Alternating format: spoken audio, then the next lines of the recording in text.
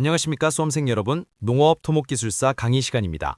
네, 수험생 여러분 반갑습니다. 교수님, 오늘은 댐 설계에서 정말 중요한 부분이죠. 필댐의 여유고 산정에 대해 깊이 있게 다뤄보려고 합니다.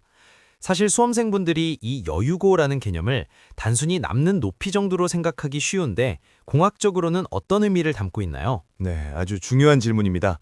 여유고는 한마디로 댐의 생명선과 같습니다. 정확한 정의를 내리자면 댐 마루에서 설계 홍수위 또는 최고 수위까지 확보하는 수직거리, 즉 연직거리를 의미합니다. 이 공간이 왜 필요할까요? 예상치 못한 홍수가 발생했을 때 물이 댐을 넘는 원류를 방지하기 위해서입니다. 특히 필댐은 흙이나 돌로 쌓기 때문에 물이 한번 넘치기 시작하면 재체가 아주 쉽게 무너질 수 있거든요. 파랑에 의한 유실을 막아 댐의 구조적 안정성과 내구성을 확보하는 것이 핵심 목적입니다. 아, 댐이 무너지는 것을 막는 최후의 보루 같은 거군요.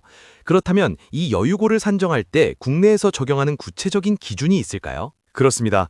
2017년 국내 설계 기준을 보면 댐의 형식에 따라 최소 확보 높이가 정해져 있습니다. 우리가 오늘 집중적으로 보는 토석댐, 즉 필댐은 보통 1.0m에서 1.5m 이상을 확보하도록 되어 있죠. 참고로 콘크리트 댐은 이보다 조금 낮은 0.75m에서 1.0m 이상을 기준으로 삼습니다. 미국의 USBR 기준을 보면 파고의 안전 여유인 알파 값을 더해서 산정하기도 합니다. 필댐이 콘크리트 댐보다 조금 더 높은 여유고를 요구하는군요.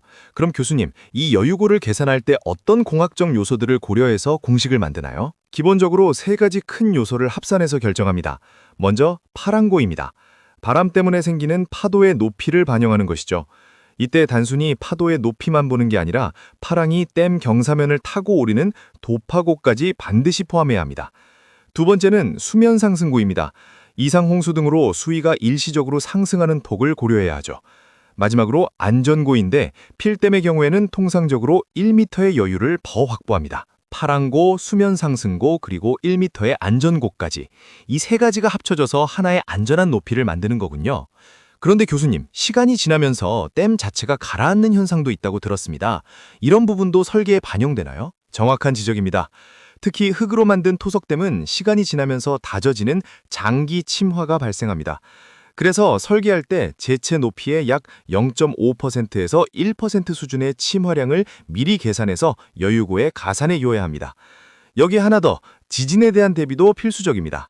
지진으로 인한 집안 침화나 변형이 생겨 물이 넘치지 않도록 충분한 내진 여유고를 확보하는 것도 현대댐 공학에서 매우 중요한 고려사항입니다. 장기 침하량과 내진 설계까지 고려해야 한다니 정말 꼼꼼한 계산이 필요하겠네요.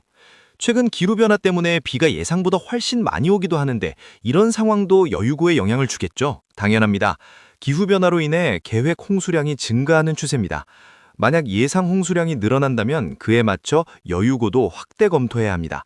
결국 수문학적 불확실성에 대비해 충분한 여유폭을 유지하는 것이 댐의 안전을 지키는 길입니다. 교수님, 오늘 말씀해주신 내용이 수험생들에게 큰 도움이 되었을 것 같습니다. 오늘 강의 내용을 요약해서 정리해주세요. 네, 오늘 배운 내용을 정리해보겠습니다. 첫째, 여유고는 댐 마루에서 설계 홍수위까지의 수직거리로 원류 방지와 구조적 안정을 위해 필수적입니다. 둘째, 국내 기준상 필댐은 1.0m에서 1.5m 이상을 확보해야 합니다. 셋째, 산정 시에는 파랑고, 도파고 포함 수면 상승고, 그리고 1m의 안전고를 합산합니다.